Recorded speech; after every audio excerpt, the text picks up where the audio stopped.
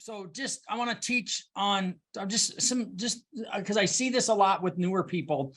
The hard thing about this business is when you first get going, that you think that you have to have that always available no matter what approach to your business. And you can't live like that. That will not work. All right. When you first get going, you want to do everything you can to be available. And I get that. But the hardest thing about this business is that your time is really fluid, however you want to manage it. I'm not going to tell you, if you had a regular job, you'd have to do something from 9 to 10, and then something else from 10 to 11, and from 11 to 12. And then at 12 o'clock, you can take your lunch. Like, that's how your job would go.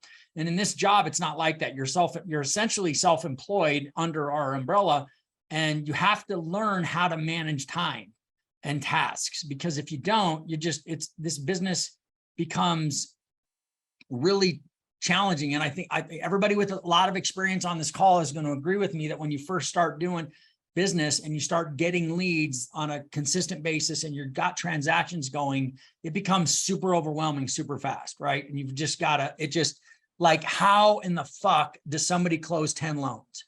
Like, I have no idea how that's possible, because I can't keep my head straight closing 3 or 4. And so it is a really challenging thing, and it's simple. It's a simple concept. You have to do it. I mean, it isn't like you can just flip a switch and change, but the simple concept is that you already do time and task management. You just don't think about it that way. And so if anybody here has a dentist or a doctor's appointment, they put it in a calendar, they block it out, like, I have to go.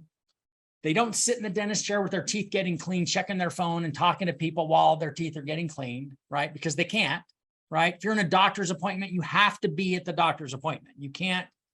I use those examples because those are the cleanest examples that I can think of where you're willing to shut everything else out and be focused on this one task of having a doctor examine you or having your teeth cleaned, right? And so, and to bring it closer to home in our business, I would venture to guess, I would hope I'm right about this, that anytime any of you have had an appointment with your realtor, you've turned your phone off, or at least the ringer, and you're not checking your phone while you're sitting there having a conversation with the realtor. Am I right? Is that accurate? Right? Okay, good. Because please don't check your phone while you're talking to a realtor. You look like a douchebag, and they're going to go like, I'm not that important to you. So don't do that. Don't be surprised if you never hear from that realtor again, if you actually were, absent-minded enough to check your phone while they were talking. So please don't do that. And I'm assuming, again, I'm assuming that, so you don't do that. You also don't do it when you're doing a presentation with a buyer, right? If you're on a conversation with a buyer, you don't keep checking your phone. So those are examples of you taking a specific task and blocking out everything else and doing just that that specific task. And you can do it with anything. That's the point, is that if you can do it with those things, then you can do it with anything. And that's the cool thing about this business, is that I'm going to send you a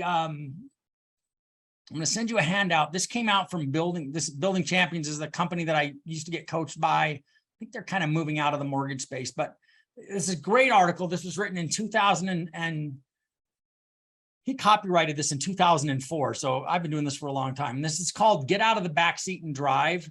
And I'm going to just share it with everybody. I'm not going to read it to you all, but I see this play out. I'm going to just talk about the very beginning of it. It's Monday morning at 7 a.m.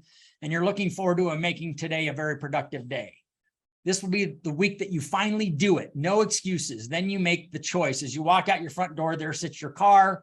Will you get in and drive, or will you just ride along? You choose to get into the back seat and go for a ride. The first driver of the day is your new realtor prospect calling on your cell phone. He's telling you he needs you to run some numbers for one of his clients. He takes you down that road for 20 minutes. Then the next driver enters. She's your processor. She has a problem on the Smith loans and needs your help now. You sent your emergency help instead of working on it. It's now 9:15. You're sitting at your desk and you're going through any weekend mail and memos. When the next driver arrives, it's Katie, the escrow lady, and she wants some information. She takes you down that road for about 10 minutes and then this is how the business can get out of control super fast. And it's like, and most of us have experienced something similar to that. I experienced it as well. The beautiful part about, so I'll send this to you and you can figure out his approach in this was, there's 3 things in your business that you're either working on the growth side of your business, you're working in your business, or you're working on your business. And he asks you to consider, what would your business look like 6 months from now if you were to implement a daily routine that said, I'm going to focus on growth 3 hours a day. I'm going to work in my business 2 hours a day. So and then on my business 30 minutes a day. And he describes what the 3 things are. Obviously, the growth side of the business is the prospecting side. And the things that are going to, like, especially when you first get going, is like, you've got to spend more time prospecting than anything else if you don't have a lot of loans. So I just want you to consider that it's okay for you to schedule an appointment to do tasks. So when a loan officer when somebody gets a borrower, like I get their income docs, that's an appointment that you should schedule in your calendars, like going, I'm going to review these income docs. I'm going to come up with the income calculation. It always drives me crazy when a loan officer says, I'm working on their income. Like, I don't know what that means. And it means like, oh, I'm trying to figure out how much I got. They make a certain amount of income. Just tell me how much it is and do and now you know if they can do a loan or not. So if you're spending too much time working on your income, it's because, well, I'm not sure I'm doing it right. That's when you bring in help and you ask somebody. But unless you're willing to give them a raise, you're not working on their income. It's just a calculation. Tell me how much money they make, but don't drag that stuff out, right? Because that's how a day can take over. And then you can waste a whole day on meaningless tasks that aren't going to do anything to advance your business. And so, there's a whole bunch of different ways that you can do this. I would encourage you all, you have to use Outlook, calendar, scheduling. Like, that is like a big part of what you have to do. Jacqueline uses a system, and maybe we'll do this, that we've been using, that I used it for a while. I don't use it anymore. It was just a spreadsheet, and she schedules her day every day. Do you have it in front of you, by the way? Is it written out? She still does this. She puts that together every single day. Here's what I'm doing today. Here's my task. She handwrites it the day before, so she knows what she's going to work on every day. And I know Chris has a system that Chris's system isn't that. We're going to let Giuseppe join the meeting. Giuseppe had a dentist appointment. Chris has a system that he uses where he keeps track of his is all based on his tasks. Chris comes in every day. He's like going, I'm clearing tasks. His calendar, if you look at his calendar, you'll see that he has all of his appointments for, what he's going to be doing, but he's coming in every day and he's clearing his tasks. What you have to get to is blocking that time and saying, this is all I'm going to be doing now. And you turn off your cell phone and you don't allow distractions to interrupt you on those tasks. That's the point. You do the same thing at the doctor. You do the same thing at the dentist. So I'm going to send that to you and you guys can read this and we can talk some more about this, but it is challenging when you first start in this business to get there. And I know that it is the hardest thing that when you first get in this business is how do you manage it? When you think about somebody doing 10 loans a month and you've only ever done, Ryan had his best month last month. He closed 7 transactions. You didn't seem like you were out of control at all. You've been doing that now. So you can see how you can get there. But when you first start, it really is just about being disciplined enough to block out the distractions and do the work that needs to be done. So don't let that, because if you're trying to calculate somebody's income, but you're willing to answer your phone if somebody else calls, you're going to have to start this whole thing over. You can't do 2 things in a row, and you can't be doing 2 things at the same time. It doesn't work. And the example is, if I asked you to cite the first 10 letters of the alphabet, you could bang it out, no problem. A, B, C, D, E, F, G, H, I, J, K. I don't know if that's 10, and then count 1 through 10, 1, 2, 3, 4, 5, 6, 7, 8, 9, 10. If I asked you to do it together, A1, B2, C3, D4, E5, F6, I have to slow down. I have to think. I'm doing 2 things at once. I can't do it as fast as if I do 1 thing at a time. And so that's the point. All right. So get good at that, right? Get good at managing tasks, time and task management, and it's okay to block things out. I'm never going to give you shit about, hey, I'm not taking any calls right now because I have to work on this loan. It's like, great, work on that loan. But don't try to work on the loan and take the call and answer your email.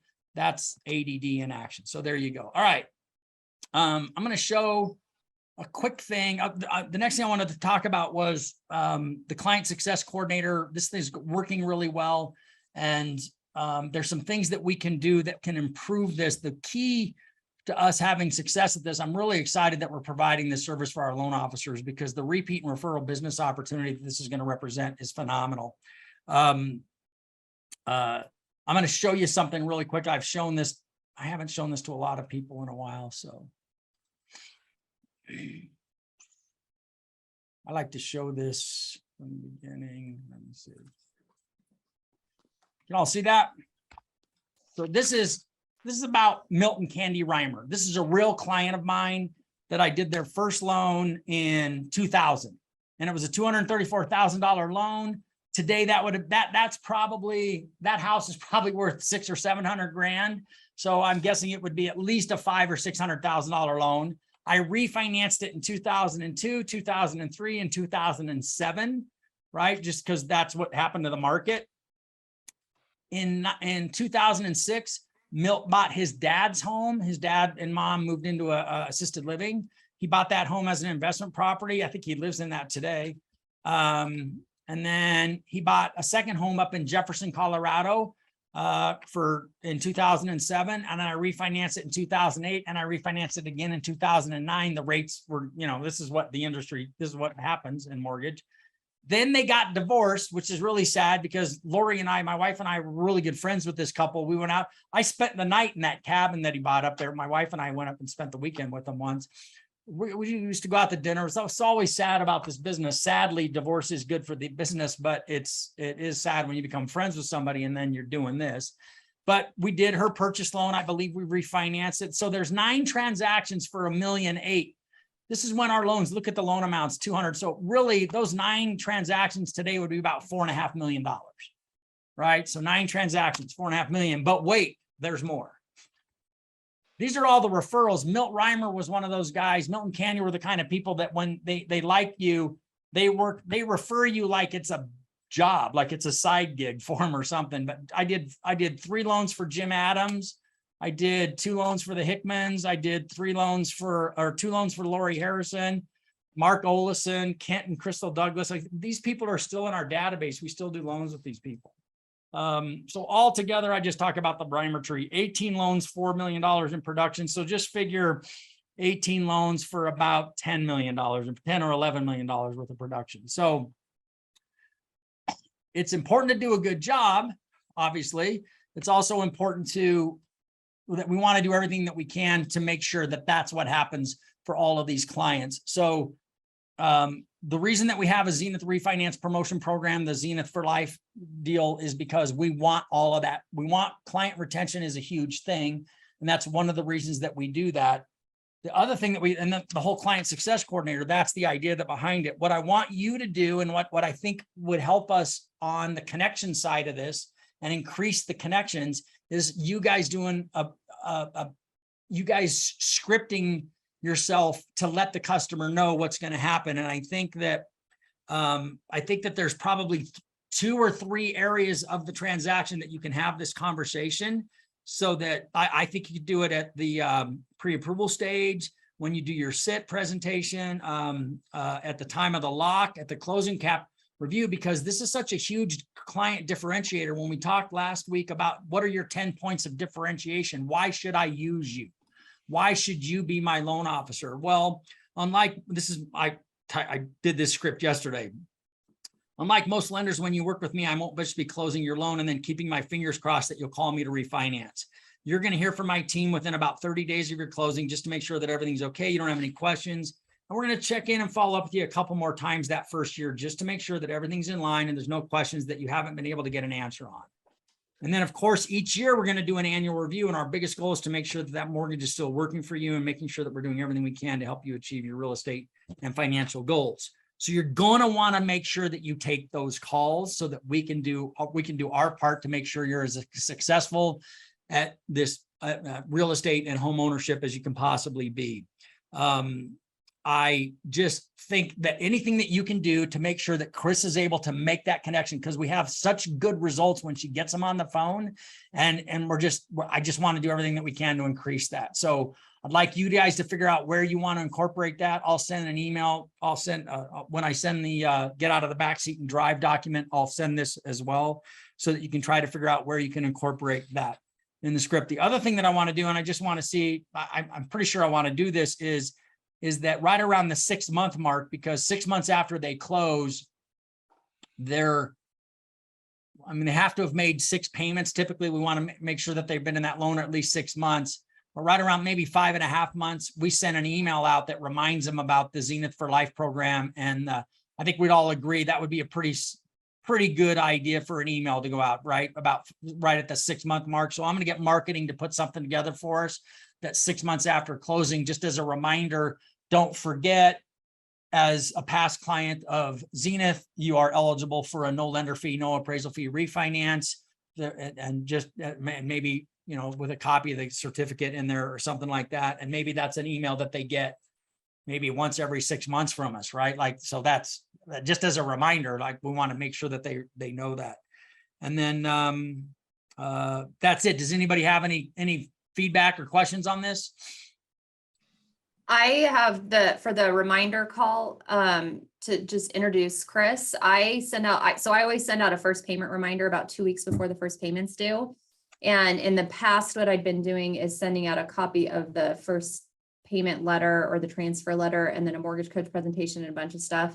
And what I started doing is I'll send out a copy of it so you guys can see it, but I recorded a quick video that just says, hey, just a reminder, this is your you've got a payment due in 2 weeks. If you haven't received your first payment reminder or paperwork, let me know and I'll get it over to you, because Chris is having that conversation with them and I don't want to double the work.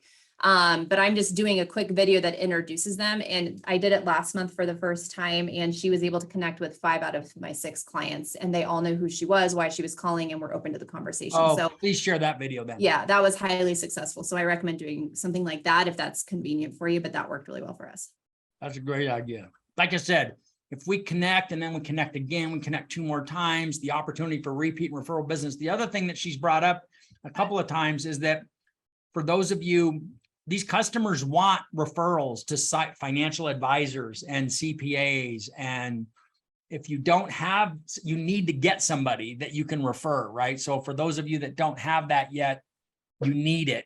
You need to find somebody that she can give that name out. It's just going to do everything. It's going to help your business so much, because the person that referred you, the person that gets a referral from you owes you a referral, right? So they will reciprocate. So I know she sent an email to some of you that don't have any names yet, but make sure that you're doing that. It makes no sense not to.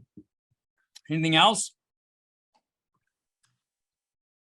Right on. I just like to say that Chris has been a great hire. I mean, yeah. I don't know about some of you guys, but last year when we couldn't do jumbos, remember that, some of you? And we had a bunch of we had to do first and seconds.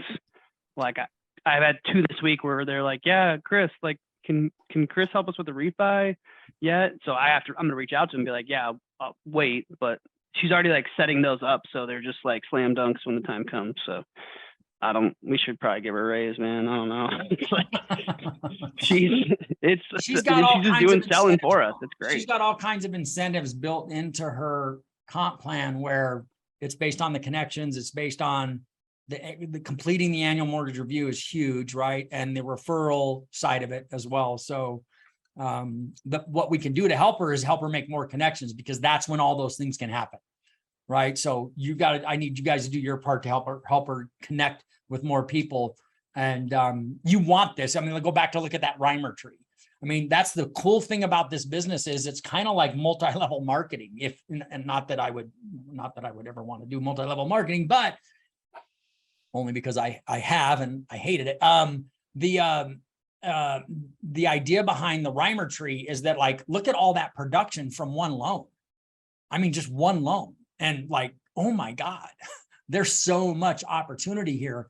So everything that you can do, and that's the whole idea behind the Zenith refinance program, the Zenith for Life program, is just that: retain all your clients. right? Because you've done a good job. They like you. All you have to do now is stay in touch and make sure that we have to do our part to remind them. But that's the reason that we made the investment in Chris, not just for the refinance opportunity that it represents, but for all the ancillary business that it can represent at the same time. That's it for me. If anybody have any questions or anything else? Right on. Thanks, everybody. Look forward to sending you these, the two things. I'll send you the script and then I'll get out of the back seat and drive handout. And let's have an awesome Friday, everybody.